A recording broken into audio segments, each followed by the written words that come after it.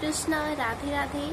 9 से ज़्यादा पीपल मुझे मैसेज करके ये पूछे हैं कि दीक्षा का मतलब क्या है, दीक्षा लेना क्यों ज़रूरी है, हम में क्या क्वालिटी होनी चाहिए दीक्षा लेने के लिए, गुरु का चुनाव हम कैसे कर सकते हैं, शास्त्र में इसका क्या प्रमाण है।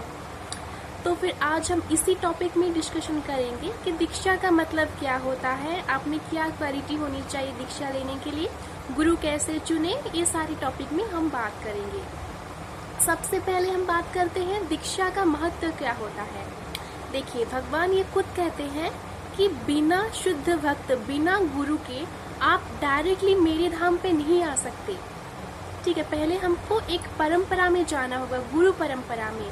और शास्त्र के अनुसार 4 परंपरा में से अगर आप दीक्षा ग्रहण करते हो, 4 परंपरा क्या है, एक है जो है श्री संप्रदाय है, एक है हमारा रुद्र संप्रदाय है, और हमारा जो इस्कॉन का जो परंपरा है माधव गौड़ीय परंपरा है, और एक कुमार संप्रदाय है।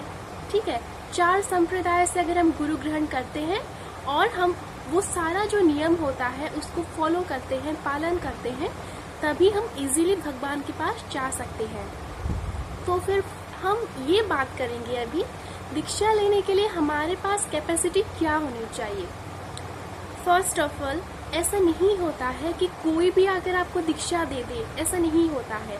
हाँ, सभी अपनी अपनी जगह पे अच्छे हैं, बहुत सारे गुरु आजकल हैं, बहुत सारे दीक्षा दे रहे हैं, बहुत लोग ले भी रहे हैं, पर शास्त्र हमारा क्या बोलता है, 4 संप्रदाय के अंदर अगर हम दीक्षा लेते हैं तभी हम इजीली भगवान के पास पहुंच सकते हैं। ठीक है, और देखिए दीक्षा लेना बहुत जरूरी है, क्योंकि बिना गुरु के भगवान तो मिलेंगे ही नहीं। हर मीराबाई के भी गुरु थे, वो इतने बड़े शुद्ध भक्त हैं, उनके भी गुरु थे, भगवान कृष्ण के भी गुरु थे, सभी भगवान ने गुरु ग्रहण करके ये प्रूव किया है कि दीक्षा लेना कितना जरूरी है, वो भी एक शुद्ध भक्त से। और एक बात, ऐसे गुरु से आपको दीक्षा लेनी चाहिए जो गुरु आपको खुद से ना जुड़े, आपको भगवान से जुड़े। गुरु वो है जो आपको खुद से ना जुड़े, आपको भगवान से जुड़े, भगवान के पास जाने का मार्ग आपको बताए, वही शुद्ध भक्त होता है और वही ही अच्छा गुरु कहलाता है। ठीक है, तो ठीक है, जैसे कि हमारे यहाँ पे इस्कॉन में एक डिसाइपल कोर्स होता है, उसको हम सक्सेसफुली क्वालिफाई करते हैं तभी हम दीक्षा लेते हैं। पर डिसाइपल कोर्स कंप्लीट करने के लिए हमारे पास क्या योग्यता होनी चाहिए। फर्स्ट ऑफ ऑल, हमें 16 राउंड चैंटिंग डेली करना पड़ेगा, 16 माला का जाप, हरे कृष्ण महामंत्र का जप 16 माला रोज करना पड़ेगा। 4 बजे उठ के रोज हमें ब्रह्म मुहूर्त पे उठ के स्नान करना होगा, गीता का पाठ करना होगा, 16 माला जप करना पड़ेगा, और हमारा जो 4 रेगुलेटिव प्रिंसिपल है, 4 नियम जो है उसको अच्छे से पालन करना पड़ेगा। तो फिर वो 4 नियम क्या है जिसे हमें रोज मानना चाहिए, रोज पालन करना चाहिए।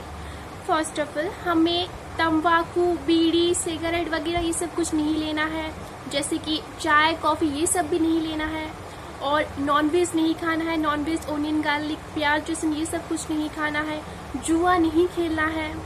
ठीक है, और यौन संपर्क, अवैध यौन संपर्क जिसको बोलते हैं, लड़की लड़को ऐसे नहीं, ये सब खुद को हमेशा प्योर रखना है, खराब संपर्क किसी के साथ नहीं रखना है। ये 4 नियम को अच्छे से पालन करना होता है। ठीक है, ये प्रैक्टिस करते करते अगर आपका 6 महीने से ज्यादा या फिर 1 साल हो गया तभी आप दीक्षा के लिए एलिजिबल हो। ठीक है, ऐसा नहीं होता है, आजकल ऐसे बहुत सारे गुरु हैं, बहुत लोग ऐसे बिना कुछ आकर, कोई आपके पास आकर बैठ गया दीक्षा दे देते, ऐसा नहीं होता है ना। पहले परखा जाता है शिष्य के पास वो कैपेसिटी है या नहीं, दीक्षा लेने की कैपेसिटी। ऐसा होगा तो एक नियम भी होता है, जब एक गुरु आपको दीक्षा देते हैं तो शिष्य का जो भी पाप होता है ना, पाप को ग्रहण करना पड़ता है।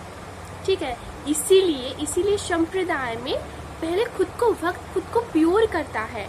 100% तो प्योर नहीं हो पाता, बट हरि नाम ले लेकर, हरे कृष्ण महामंत्र का जप करते करते खुद को प्योर बनाता है, नियम का पालन करते करते खुद को प्योर बनाता है। उसके बाद वो एलिजिबल हो पाता है दीक्षा के लिए।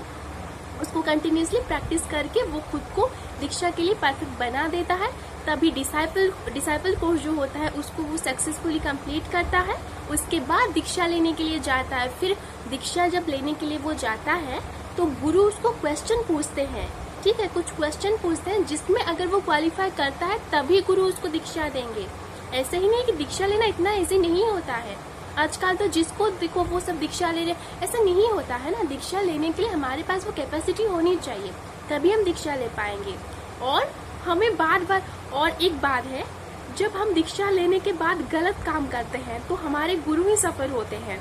जैसे कि बहुत सारे ऐसे गुरु हैं जो बहुत ही शुद्ध भक्त हैं, फिर भी उनको व्हील चेयर में बैठना पड़ता है, उनका स्वास्थ्य बार बार खराब होता है, क्योंकि उसका रीजन ये है कि वो शिष्य के पाप को खुद ले जाते हैं। इसीलिए हमें अपने गुरु को मुसीबत में नहीं डालना है। दीक्षा हम तभी लेंगे जब भी हम एलिजिबल होते हैं, ठीक है। आई थिंक हम आपके सारे क्वेश्चन के आंसर दे पाए हैं। और भी कोई क्वेश्चन होगी तो आप मुझे जरूर पूछ सकते हैं।